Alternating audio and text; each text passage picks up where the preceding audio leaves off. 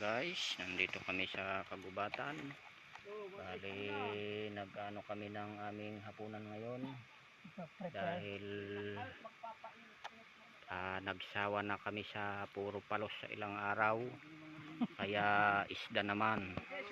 Ganyan ang buhay rito sa kagubatan, mga guys. So yan, kasama namin yung si Tyson.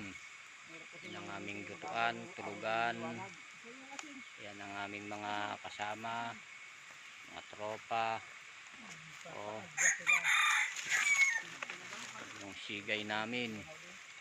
Ganito ang buhay rito sa bundok. Yung sinigang mo, meron pa. Yan bayaw, galing kami sa baryo ng Maria Aurora. Kaya pag sinubukan yung maglakad mga guys, napakalayo, mahirap, batuhan, puro bundok ang lalakarin. Isang araw na lakarin. O, batuhan. O, ito ang aming kampo. Yan ang aming lutuan. Medyo meron kaming kunting tapa-tapa dyan ng palos.